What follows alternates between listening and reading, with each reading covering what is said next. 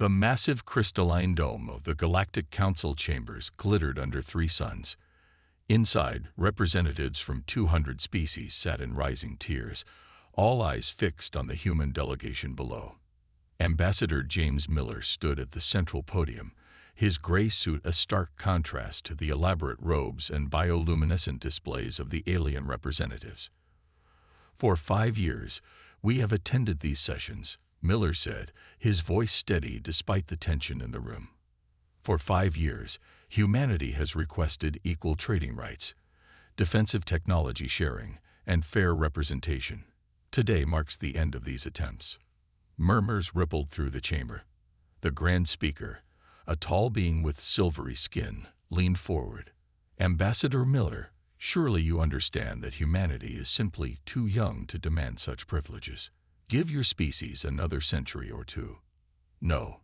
Miller's interruption echoed across the chamber. Several council members gasped at the breach of protocol.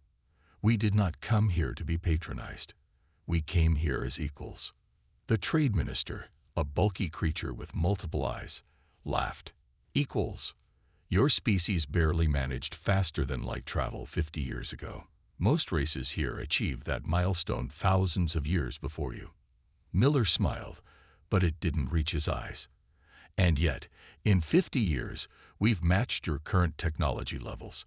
Have any of you stopped to consider what that means?" Silence fell across the chamber. The security minister, covered in iridescent scales, spoke next. "Is that a threat, Ambassador?" "Not at all. It's an observation." Miller gathered his papers, a deliberately old-fashioned gesture that always irritated the council. "Humanity joined these talks in good faith. We share our innovations in medicine, our advances in renewable energy, our breakthroughs in material science. In return, we faced trade restrictions, military blockades, and constant dismissal." The Grand Speaker rose, towering over his podium. "You're being dramatic, Ambassador. The Council has treated humanity with utmost patience, considering your aggressive tendencies." Miller looked up at the assembled aliens, his expression neutral. "Aggressive? We haven't fought a major war among ourselves in 50 years. That's why we sought peaceful dialogue here. But peace requires respect. It requires genuine cooperation. You dare lecture the Council on peace?" The trade minister bellowed. "Your species spent most of its history fighting itself." "Yes, we did." Miller's voice grew softer, making everyone lean in to hear him. "And that's precisely why we understand its value. And its price." He signaled to his team, and the human delegation rose as one. The council chamber erupted in confused chatter. This wasn't how sessions ended. There were protocols, procedures, formal dismissals required. The Grand Speaker activated his communication field. "Ambassador Miller, this session isn't finished. Return to your position immediately." Miller paused at the chamber's entrance. "Actually, it is finished. Humanity is withdrawing from the Galactic Council, effective immediately. We're done asking for respect. We're done pretending this is a partnership of equals." "This is outrageous," the security minister shouted. "You can't simply leave. Watch us."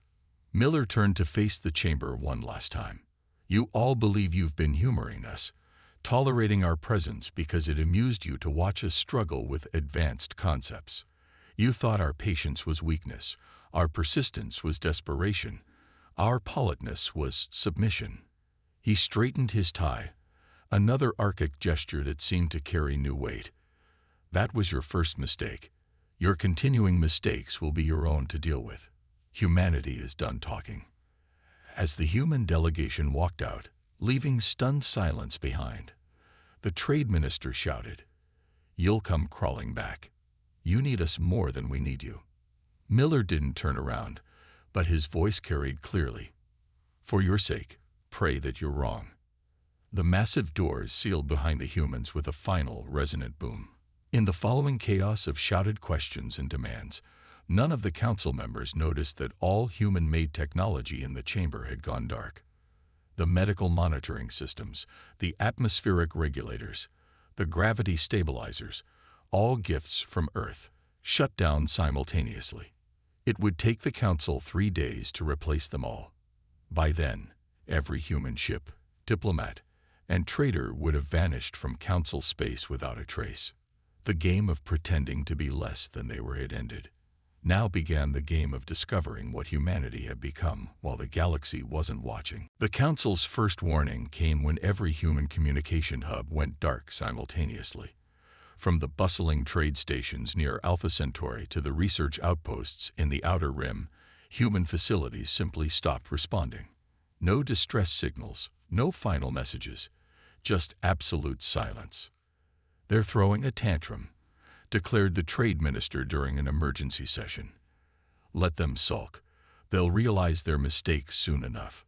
The Grand Speaker wasn't so sure.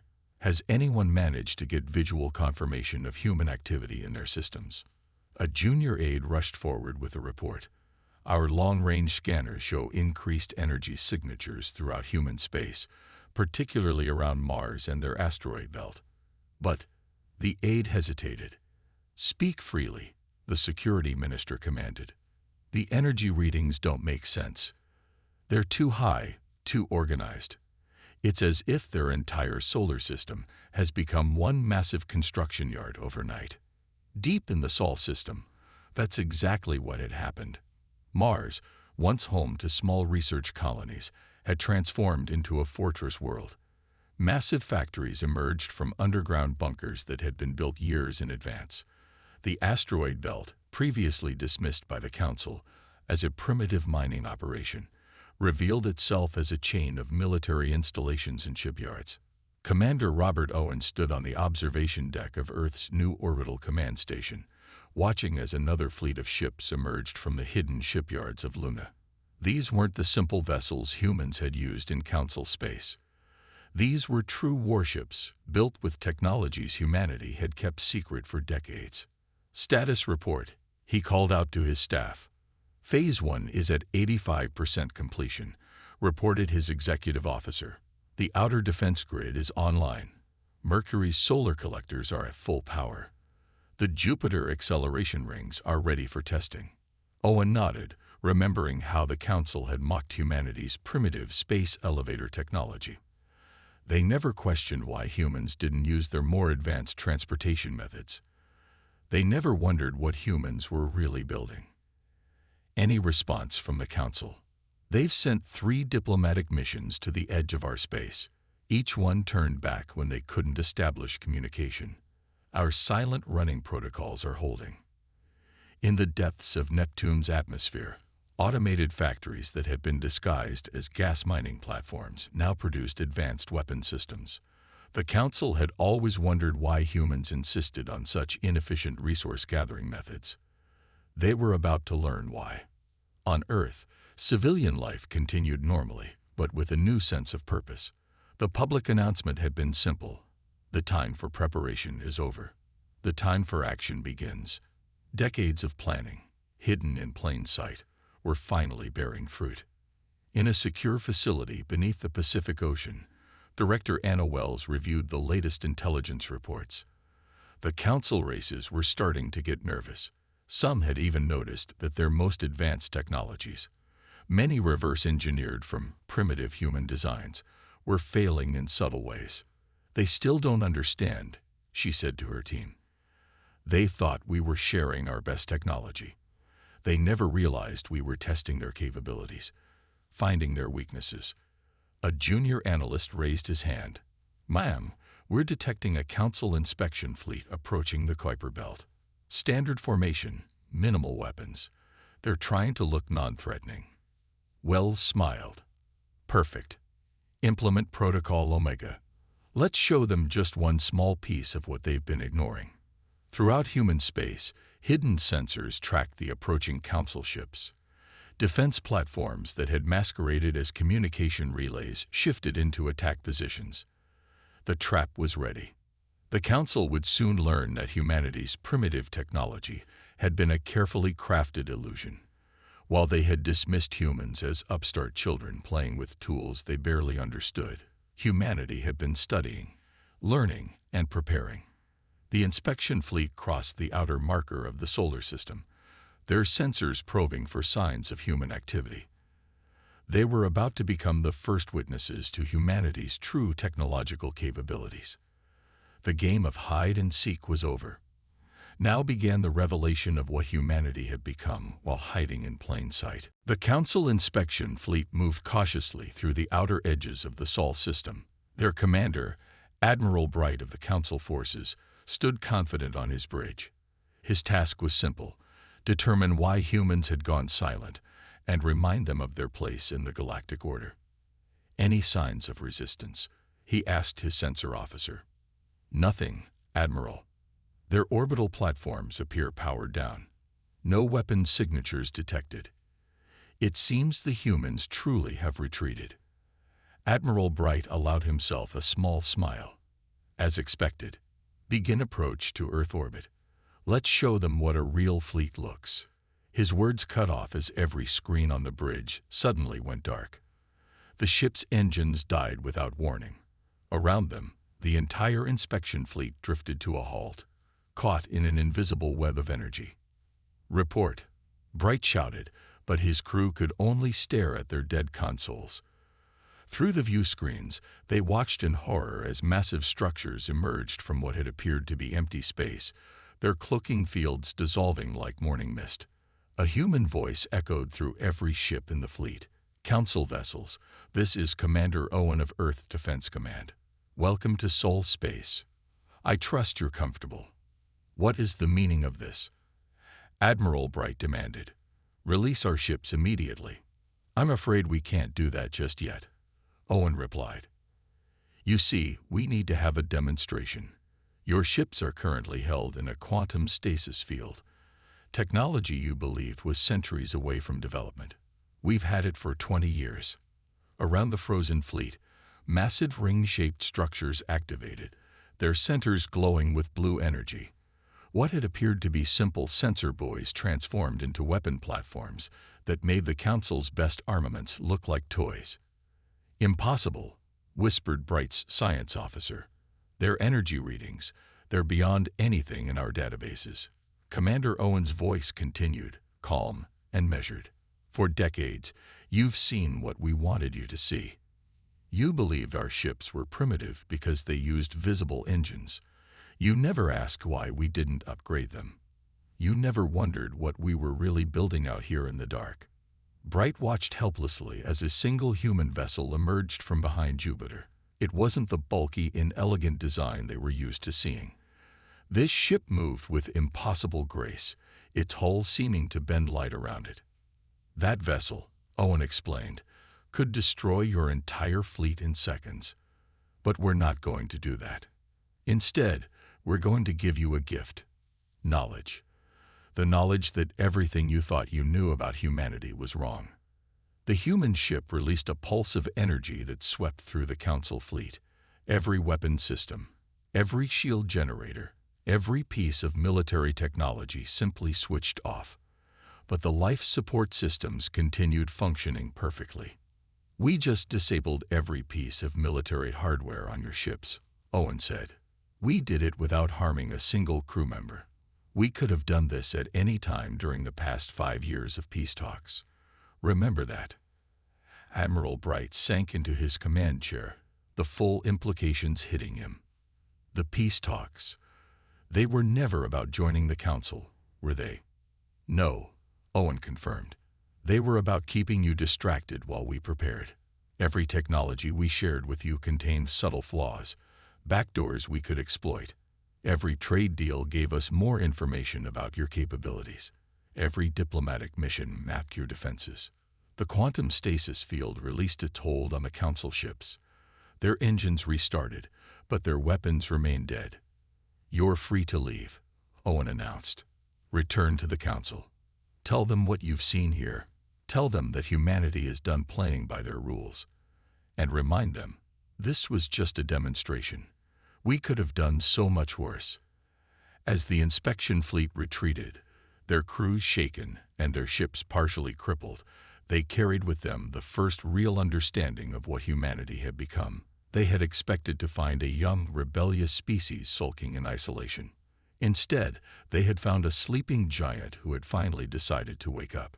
The council would soon learn that this was only the beginning of their education about humanity's true nature. The Grand Council chamber erupted into chaos as Admiral Bright finished his report. The holographic images of the human ships and weapons still floated in the center of the room, a testament to technology that shouldn't have been possible. They shut down our entire fleet, Bright concluded, his voice shaking. No casualties, no damage. Just complete control of every military system we had. It was like watching children's toys being switched off. The technology minister, who had long dismissed human innovations as crude copies of advanced alien designs, stood up with trembling hands. We've analyzed the data from your ships. The quantum stasis field alone is beyond our current understanding. But there's worse news. All eyes turned to him as he pulled up new holographic displays. We've discovered that every piece of technology humans shared with us over the past 5 years contained hidden weaknesses, not flaws, intentional backdoors. The trade minister slumped in his seat. The medical regeneration chambers they sold us can be shut down remotely. The technology minister confirmed. The gravity stabilizers, the same. Even their simple water purification systems have quantum-linked components we never detected. They're all connected to a network we can't see or understand. In the depths of space, beyond the Council's borders, more human ships appeared. They moved without visible engines, their hulls seeming to bend reality around them. Observation posts reported these sightings, then went silent as the ships passed. Back in the Council chamber, the security minister accessed a classified report. We've confirmed that human diplomatic missions mapped every major defense installation in Council space. While we thought they were admiring our achievements, they were documenting our vulnerabilities. How? Demanded the Grand Speaker. How did we miss this? A junior analyst, recently promoted after predicting the human withdrawal, stepped forward. They used our own arrogance against us, sir. We were so convinced of our superiority that we never questioned their primitive methods. He activated another hologram, showing human construction projects from the past 5 years. Look at their space stations. We mocked them for using visible support structures when our gravity technology could do better. But those structures weren't supports. They were disguised weapon systems and sensor arrays. The council members watched in growing horror as the analyst highlighted hidden capabilities in seemingly every human project. Mining operations that were actually military bases, research stations that concealed fleet anchorages. Even their cargo containers had been designed to transform into autonomous defense platforms. Their apparent technological progress wasn't progress at all, the analyst explained. It was a carefully orchestrated revelation of older technologies. They showed us what they wanted us to see, one small piece at a time. In the outer reaches of Council space, automated defense systems began detecting odd energy signatures. Ancient warning beacons, dormant for millennia, suddenly activated. Something was moving in the void between stars, something that shouldn't have been possible.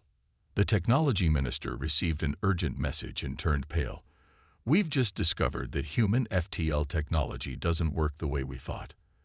They don't need jump points or hyperspace lanes.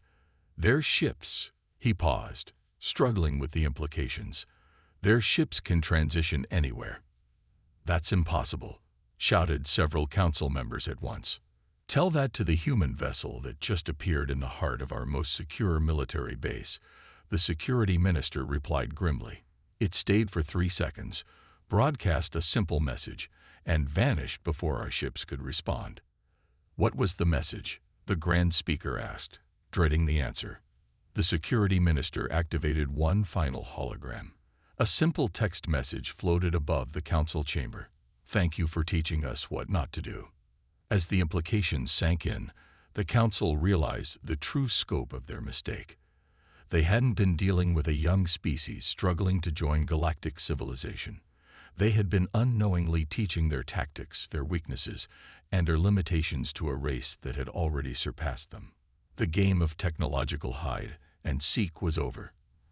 Now began the revelation of just how far humanity had truly advanced while pretending to be primitive. The first wave of alien warships appeared at the edge of Sol system, a combined fleet from 5 council races determined to put humanity in its place. Their weapons powered up, shields humming with energy as they prepared for what they thought would be a swift victory. Attack formation, ordered High Captain Vale of the Council's first strike fleet. Show these humans what real military power looks like.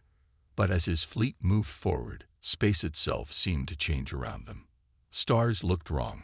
Sensor readings became confused. Navigation systems failed. "What's happening?" Vale demanded. His answer came in the form of human ships materializing from seemingly nowhere, their hulls rippling with patterns that hurt the eyes to look at. They hadn't used stealth fields or cloaking devices. They had bent the fabric of space itself to hide. Commander Owen's voice echoed through every ship in the Council fleet. "We warned you once. This time, we demonstrate." From Earth's direction, a wave of golden light swept outward.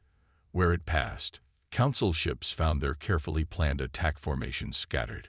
Weapon systems targeted empty space. Communications broke down into meaningless static. "They're using quantum field manipulation," Vale's science officer shouted. "They're altering probability itself." Around the Council fleet, human defense platforms emerged from dimensional pockets that shouldn't have existed. These weren't the simple weapons they'd shown before. These platforms warped reality itself, creating zones where Council technology simply couldn't function. Vale watched in horror as sections of his fleet found themselves operating under different laws of physics. Some ships slowed to a crawl, caught in localized time distortions. Others found their energy weapons shooting backwards, their own shields reflecting their fire. Deep in Council space, more alarms sounded. Hidden human bases, built years ago during routine trade missions, activated simultaneously. Each one generated fields that disrupted the Council's most basic technologies. Transportation networks failed. Communication systems collapsed. Defense grids went dark. "How long?" Vale asked his tactical officer. "How long have they had these capabilities?" "According to these readings," the officer replied, "some of these installations are decades old. They'd been waiting, watching, preparing." In Earth orbit, Director Wells monitored the situation from the new command center. "Status report," she called. "Defense Grid Alpha is operating at full capacity," her aide reported. "Council forces are contained in the outer system. Their probability drives are offline. Their quantum cores are in shutdown. They're limited to basic propulsion and life support." Wells nodded. "And the bases we planted in their space, all active. Every major military installation in Council space is currently isolated. Their fleets can't coordinate. Their weapons can't deploy. Just as planned." A second Council fleet appeared near Mars, attempting to flank the human defenses. They didn't even make it past the orbit of Phobos before reality itself seemed to reject their presence. Their ships froze in space, caught in a web of quantum stabilization fields that humanity had spent years perfecting. "Send the message," Wells ordered. Throughout Council space, on every functioning communication system, the same words appeared. "Your technology depends on physical laws you barely understand. We removed those laws from the equation. This is your final warning." To demonstrate the point, a single human ship appeared in the center of the frozen Council fleet. It didn't fire a shot. It didn't have to. Instead, it created a localized field where faster-than-light travel was impossible, trapping the Council ships in normal space. "We could destroy you," Commander Owen's voice transmitted to both fleets. "We could rewrite the laws of physics in your ship's immediate vicinity and watch them collapse. Instead, we offer one last chance for peace. Real peace, between equals." The Council fleets hung powerless in space, their crews finally understanding the true scope of humanity's capabilities. They hadn't just advanced beyond Council technology. They'd discovered entirely new ways to manipulate reality itself. As Vale ordered his surviving ships to retreat, he realized the horrible truth. The humans hadn't been fighting at all. They had simply changed the rules of the game until victory was mathematically impossible for anyone else. The age of Council technological supremacy was over. The era of human physics had begun. Commander Thomas Reed stood on the bridge of the Earth ship Inevitable, watching as his fleet prepared for the first coordinated strike. After weeks of defending against Council attacks, humanity had decided to demonstrate why starting this war had been a fatal mistake. "All ships report ready," his tactical officer announced. "Quantum drives aligned. Reality anchors stable." Reed nodded, his expression grim. "Begin Operation Checkmate." Across Council space, at precisely the same moment, human fleets appeared in every major military system. They didn't emerge from hyperspace or jump points. They simply shifted from one reality state to another, appearing as if they had always been there. In the Proxima Command Center, the Council's military leadership watched in horror as their tactical displays lit up with thousands of human ships. Not the small, scattered forces they had expected, but a massive armada that had been waiting in dimensional pocket spaces. "Impossible," the Council's supreme commander whispered. "Their forces couldn't have grown so large without detection." "They didn't grow," his advisor replied, face pale. "They were always this size. We just couldn't see them." Reed's voice transmitted across all frequencies, reaching every Council world simultaneously. "Your fleets are already contained. Your weapons are neutralized. Your choice is simple: stand down, or watch as we dismantle every military installation you possess." To emphasize his point, human ships near major Council bases activated their reality distortion fields. Massive defense stations found themselves operating under different laws of physics. Weapon platforms discovered their energy sources suddenly following new mathematical rules that made their operation impossible. "First phase complete," Reed's executive officer reported. "Council forces are contained in local space bubbles. Their FTL capacity is offline. Quantum communication grid is locked down. In the Council's primary shipyards, automated factories that had once produced warships now sat idle, their fundamental operating principles altered by human technology. What had seemed like advanced robotics to the Council was now revealed as hopelessly primitive compared to humanity's quantum engineering. Reed's fleet moved with perfect coordination, each ship phase shifting through space in ways that violated everything the Council knew about physics. They didn't need to fire their weapons. They simply changed local reality until Council technology couldn't function. "Sir," his science officer called out, "Council forces are attempting to activate their forbidden weapons." Reed allowed himself a small smile. "Let them try." Across the battlefield, Council ships attempted to launch planet-killer weapons and space-time disruptors, technology they had hidden from humanity. But each weapon failed to activate, their core principles already understood and countered by human science. Did they really think we didn't know about those? Reed asked nobody in particular. We cataloged every weapon they had during the peace talks. Their secret research facilities might as well have been open books to our quantum sensors. The Council's supreme commander watched helplessly as human ships systematically disabled their forces, not through violence or destruction, but through the simple expedient of making their technology impossible to use. "How?" he demanded. "How did they advance so far beyond us?" The answer came from Reed himself, transmitted across all channels. "We had something you never did. The knowledge that we weren't alone in the universe before we met you. We knew we had to be ready. Every war in human history taught us one thing: peace through strength isn't just a motto, it's survival." Within 6 hours, every major Council military installation was under human control. Not a single shot had been fired. Not one life had been lost. Humanity had simply rewritten the rules of engagement until victory was the only possible outcome. In the aftermath, as Council leaders scrambled to understand their total defeat, Reed transmitted one final message. "We spent centuries killing each other before we learned better. Did you really think we wouldn't be prepared for anything you could do? Your mistake wasn't attacking us. Your mistake was giving us time to get ready. The counteroffensive was over almost before it began. The Council had brought weapons to fight a war. Humanity had brought the power to change reality itself. The Council chamber looked very different now. Where once the elite species had sat in elevated positions, now representatives from every spacefaring race sat at equal height. Human quantum technology had rebuilt the chamber itself, making it impossible for any one group to claim physical superiority over others. Ambassador Miller stood at the same podium where he had ended peace talks months ago. This time, he wasn't asking for anything. He was explaining how things would be. The old council is dissolved, he stated simply. In its place, we will establish the Galactic Assembly. Every species gets one vote. No exceptions, no special privileges. The former Grand Speaker, now just one representative among many, raised his hand. And if we refuse these terms? You won't, Miller replied. Not because we'll force you, but because you've seen what isolation from human technology will do to your worlds.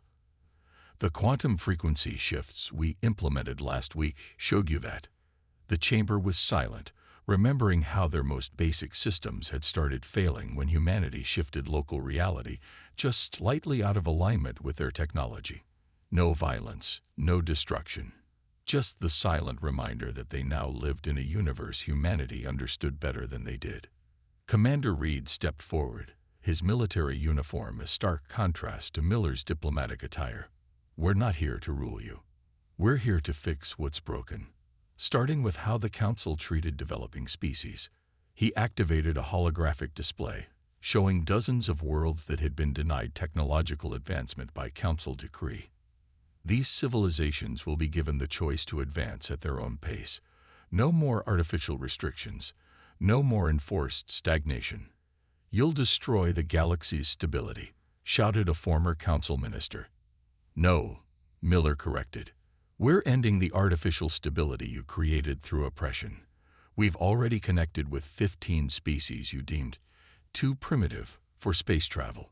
Turns out several of them had ideas that even we hadn't considered. Director Wells appeared next, her presence broadcast from Earth. Every species will have access to basic human quantum engineering principles. Not weapons, we're not that foolish, but medical technology, clean energy, environmental restoration. These belong to everyone. The chamber erupted in surprised murmurs. They had expected punishment, restrictions, the same treatment they had given humanity. Instead, they were being offered partnership.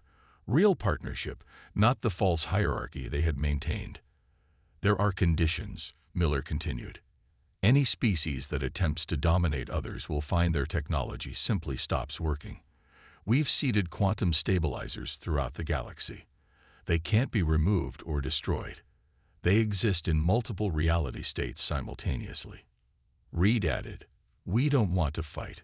We never did.